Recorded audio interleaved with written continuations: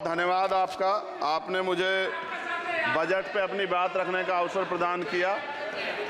मैं अपनी बात को शुरू करते हुए बहुजन समाज में जन्मे सभी संतों, गुरुओं और महान पुरुषों को नमन करता हूं। साथ साथ मैं भारत की महान जनता का भी धन्यवाद करता हूं कि उन्होंने लोकतंत्र की रक्षा इस बार की है। सभापति महोदय, पिछले 10 सालों में सरकार की नीतियों के कारण गरीब और गरीब हुआ और अमीर हुआ है, यानी गरीबों और अमीरों के बीच फासला बढ़ गया है। सारे देश की संपत्ति को चंद अमीरों के हाथ में दे दिया गया है। ये हमारे संविधान की मंशा और समतावादी समाज के लक्ष्य के खिलाफ है। अतः हमारी नीतियां गरीबों के पक्ष में भी होनी चाहिए। जातिगत जनगणना, SC, ST, OBC यानी कि जो बहुजन समाज के लिए आज जीवन मरण का प्रश्न है, इसके बारे में कोई बात बजट में नहीं की गई है। इसके बाद जनसंख्या के अनुपात में बहुजन समाज को सभी क्षेत्रों में हिस्सेदारी मिलनी चाहिए, तभी बाबा साहब अम्बेडकर का जो सपना है समतामूलक समाज का, वो पूरा होगा। महोदय, एक ऐसा विकसित भारत है जिसमें आज भी सफाई कर्मचारी को पक्की नौकरी नहीं मिल रही है और उसको गटर में उतरने के लिए मजबूर किया जा रहा है। उनके लिए कोई अलग से बजट नहीं है। बजट बन सकता है अगर सरकार चाहे। SC, ST को जो सब प्लान मिलता था, SPC का जो पैसा मिलता था, वो बजट से हटा दिया गया है। साथ साथ देश के स्तर पे आशा, आंगनबाड़ी, भोजन माता, ग्राम सेवक, PRD जवान, होमगार्डों के मानदेय में बढ़ोतरी नहीं हुई है। ऐसा कुछ भी नहीं दिख रहा है कि उनके जीवन में खुशहाली आ जाए। इनका मानदेय बढ़ना चाहिए। विधवा, वृद्धा, विकलांग पेंशन प्रत्येक महीने 500 रुपए से बढ़ाकर 5000 रुपए की जानी चाहिए, क्योंकि महंगाई बढ़ रही है। देश में प्रधानमंत्री जन कल्याण योजना के तहत SC, ST, OBC और मुस्लिम को कितने घर दिए गए, इसका कोई आंकड़ा सरकार के पास नहीं है। देश में इसी तरह SC, ST, OBC के लिए कितने परिवारों को शौचालय की व्यवस्था कराई गई। आज भी सिद्धार्थनगर जैसे जिले और तमाम जिले जो है, वहाँ शौचालय की व्यवस्था नहीं है। इस पर ध्यान देना चाहिए। देश भर में SC, ST, OBC के जो रिक्त पद पड़े हुए हैं, बैकलॉग भरना चाहिए।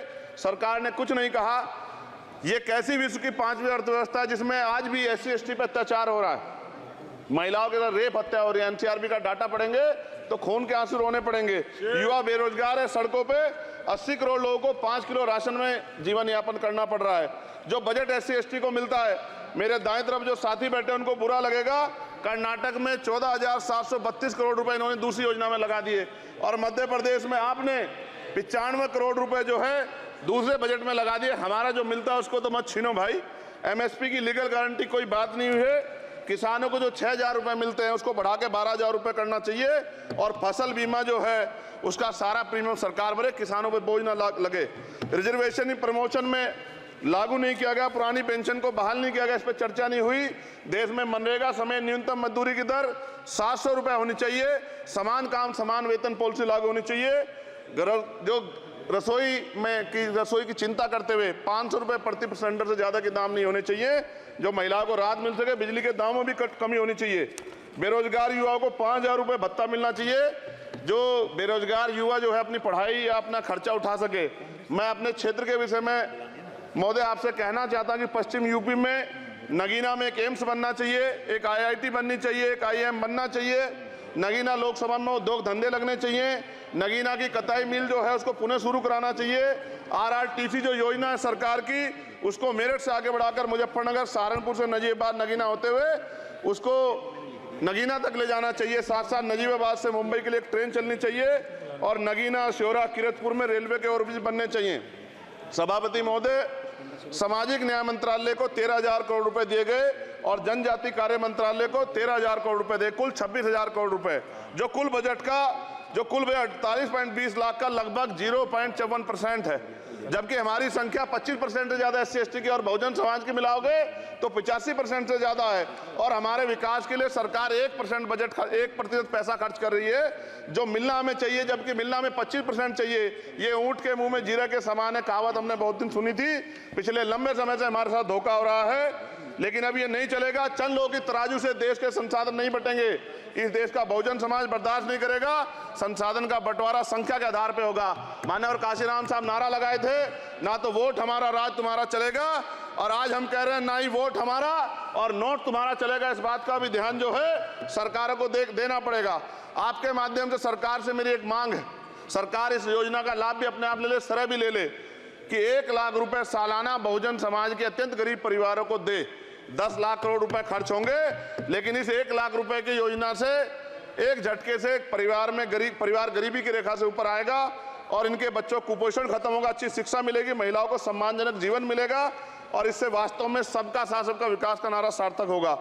अगर प्रश्न ये होगा कहां से आएगा, तो उसका जवाब ये है कि जब अमीरों का 16 लाख करोड़ रुपए माफ हो सकता है, कॉर्पोरेट टैक्स का घटाकर लाखों करोड़ रुपए का चूना सरकारी खजाने को लगाया जा सकता है, पेट्रोल डीजल के दाम 10 गुना एक्साइज ड्यूटी बढ़ाई जा सकती है, तो गरीबों को सरकार पैसा क्यों नहीं दे सकती।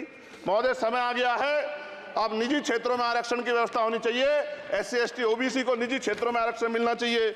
और मेरी आपसे ये भी मांग है, क्योंकि अब समय की मांग है और देश तेजी से आगे बढ़ रहा है, तो मैं कहूंगा कि सरकार का जो सबका साथ सबका विकास का नारा लगभग वो असत्य महसूस होता है, क्योंकि अल्पसंख्यकों में मुसलमानों, जैनों, सिखों, बुद्धिस्टों के लिए कुछ दिख नहीं रहा, उनकी कल्याण कोई योजना नहीं है।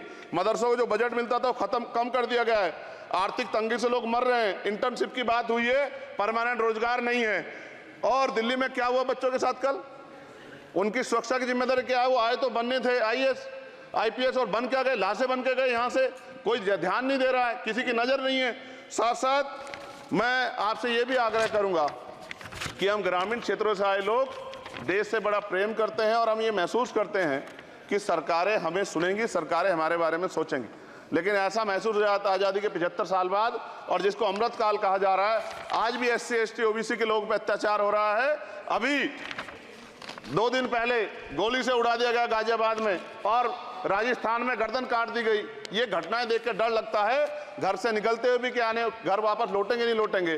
तो मेरा सरकार से आग्रह है, अगर आज़ादी के 75 साल बाद भी हमारी हत्या हो रही है, तो हमारी मां को भी दर्द हुआ होगा जब उसने हमें पैदा किया हो, हमारी बहनों को भी हमारे खोने का दर्द होता होगा। कैसी कानून व्यवस्था है आपकी, सब कुछ है आपके पास, फिर भी जो है महिलाओं पर रेप नहीं रोक पा रहे हो, हत्याएं नहीं रोक पा रहे हो, गरीबों, दलितों, पिछड़ों, किसानों, मजदूरों की जान नहीं बचा पा रहे हो। किसान सुसाइड कर रहा है, नौजवान सुसाइड कर रहा है, और बड़ी बड़ी बातें होती हैं, इधर भी अच्छे लोग हैं, इधर भी अच्छे लोग हैं, लेकिन अच्छाई तब होगी जब जमीन पे भी कुछ काम दिखाई देगा। और जमीन पे महोदय कोई काम दिखाई नहीं दे रहा है।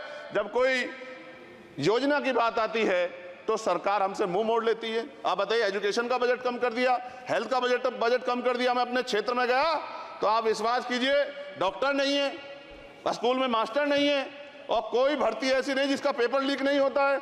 तो देश किस तरफ जा रहा है और इसमें नौजवानों का भविष्य क्या है, इसके बारे में हमें चिंता करनी चाहिए। और अंत में अपनी बात को खत्म करते हुए मेरा आपसे आग्रह और आपके माध्यम सरकार से आग्रह है कि यहाँ बाहर बाबा साहब अम्बेडकर की मूर्ति लगी हुई थी एक, वो करोड़ों लोगों की आस्था से जुड़ा विषय है, और आप विश्वास करो इतना गुस्सा है उसको लेके।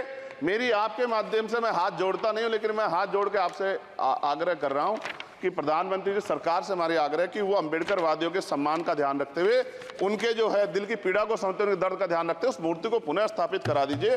अगर इसमें कोई राजनीतिक कारण अलग बात है, लेकिन मैं कंक्लूड कर रहा हूं। मगर मैं आपसे कहना चाहता हूं, इसमें बहुत गुस्सा है। जिस दिन अम्बेडकरवादी गुस्सा हो जाएगा, वो फिर इस सरकार को जो 24 में आ गई है, वो आने वाले चुनाव में ऐसा सबक सिखाएगा कि दोबारा पलट के नहीं देख पाओगे। तो मैं आपका धन्यवाद करता हूं और मुझे विश्वास है कि सरकार मेरी बातों पे गौर करेगी और गरीबों के बारे में सरकार सोचेगी, गरीबों को आगे बढ़ने के अवसर प्रदान होंगे। धन्यवाद।